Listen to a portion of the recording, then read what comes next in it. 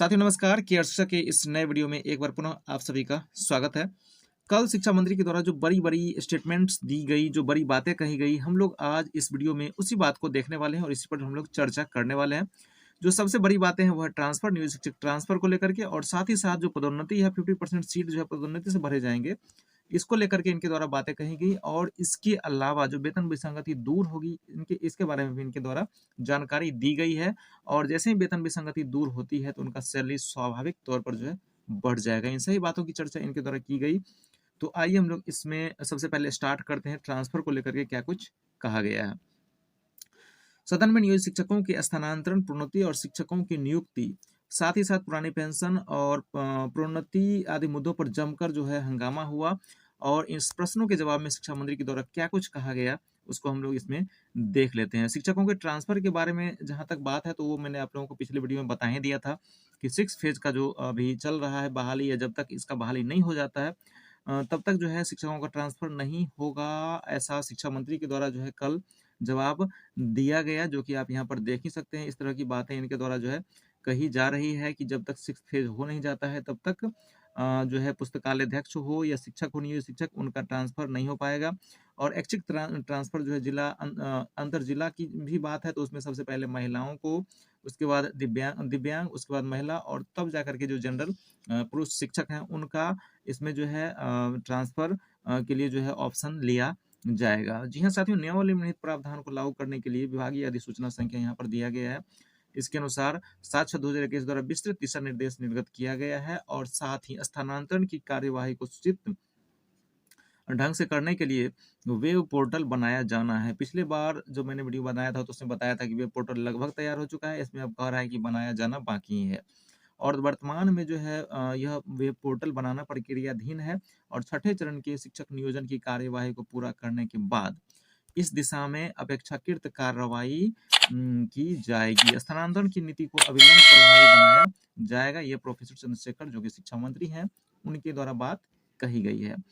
और ट्रांसफर को लेकर के जो सवाल पूछा गया था, वेतन विसंगति को लेकर के भी सवाल पूछा गया। तो वेतन विसंगति और प्रोन्नति के मामले पर अपना वक्तव्य देते हुए शिक्षा मंत्री प्रोफेसर चंद्रशेखर ने कहा कि राज्य में पंचायती एवं नगर निकाय संस्थानों द्वारा नियुक्त माध्यमिक एवं उच्च माध्यमिक कोटि के शिक्षकों, पुस्तकालय अध्यक्ष के द्वारा वेतन विसंगति संबंधित जो प्राप्त आपत्तियों के निराकरण पर उचित सुझाव देने के लिए विभागीय ज्ञापांक यहाँ पर जो दिया गया 1690/29/2022 के द्वारा गठित समिति की अनुशंसा प्राप्त हो गई है। अब ये अनुशंसा प्राप्त हुई है और उस अनुशंसा के आलोक में जो आगे की कार्यवाही की जाएगी। जहां तक वेतन बढ़ोतरी की बात है तो जो अभी 5200 से 20,200 तक का जो स्केल है यह पूर्ण स्केल नहीं है। अगर इसको पूर्ण स्केल कर दिया जाता है तो यह सबसे बड़ी जो वेतन विसंगति है वह सॉल्व हो जाएगा और निश्चित तौर पर जो शिक्षक हैं उनका वेतन बढ़ जाएगा। आगे जो कहा गया, शिक्षा मंत्री ने सदन को दी महत्वपूर्ण जानकारी। शिक्षा मंत्री प्रोफेसर चंद्रशेखर ने बताया कि इस पर विभागीय सहमति देते हुए वित्त विभाग से अनुमोदन प्राप्त करने की कार्यवाही प्रक्रियाधीन है। उन्होंने कहा कि बिहार जिला परिषद माध्यमिक एवं उच्च माध्यमिक विद्यालय सेवा शर्त नियमावली 2020 एवं नगर निकाय माध्यमिक और उच्च माध्यमिक सेवा शर्त नियमावली 2020 में क्रमशः जिला परिषद माध्यमिक शिक्षक एवं नगर निकाय उच्च माध्यमिक शिक्षक के 50% प्रोन्नति से भरे जाने का प्रावधान है। जी हाँ, ये हाई स्कूल और +2 की बात कर रहे हैं। सिर्फ यहाँ पे प्रारंभिक शिक्षकों की बात नहीं हो रही है। जो 50% पद है उसको डायरेक्ट जो है प्रमोशन से भरे जाने की बात कही गई है। लेकिन यह भी स्पष्ट नहीं है कि 1 to 5 के शिक्षक अगर योग्यता रखते हैं तो क्या हाई स्कूल या +2 में जा सकते हैं, या 6 to 8 के ही शिक्षक अगर योग्यता रखते हैं तो हाई स्कूल +2 में जा सकते हैं कि नहीं, या सिर्फ माध्यमिक के जो शिक्षक हैं वो उन्हीं को जो है उच्च माध्यमिक में प्रोन्नति होगा। इस तरह के किसी भी तरह का स्पष्ट जो है पत्र जारी नहीं हुआ है। डायरेक्ट कहा जा रहा है कि 50% पद जो है प्रोन्नति से भरे जाएंगे। प्रोन्नति समिति की बैठक उन्होंने बताया कि इस नियमावली में यह भी प्रावधान है कि राज्य सरकार के अधीन प्रोन्नति में सामान्य प्रशासन विभाग के द्वारा लागू आरक्षण का प्रावधान जिला परिषद अंतर्गत होने वाले प्रोन्नति पर भी प्रभावी होगा। प्रोफेसर चंद्रशेखर ने यह भी कहा कि प्रोन्नति में आरक्षण का मामला सर्वोच्च न्यायालय में न्यायाधीश रहने के कारण सामान्य प्रशासन विभाग बिहार के सरकार के आदेश से ज्ञापांक यहाँ पर दिया गया है कि द्वारा सभी प्रोन्नति हेतु प्रोन्नति समिति की बैठक की कार्यवाही को अगले आदेश तक स्थगित रखा गया है। यानी कि अभी तक बैठक भी नहीं हुआ है तो प्रोन्नति कैसे होगा।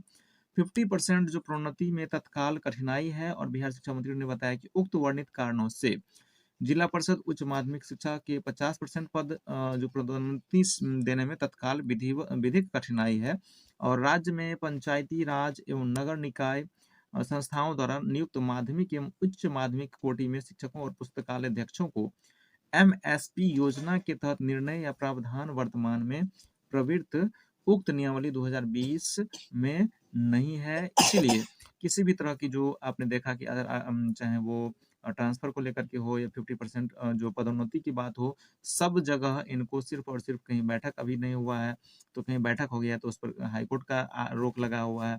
किसी भी तरह का जो आगे की कार्रवाई है नियोजित शिक्षकों के लिए वह इनके द्वारा भी नहीं की जा रही है, सिर्फ बड़ी बड़ी बातें ही कही गई हैं।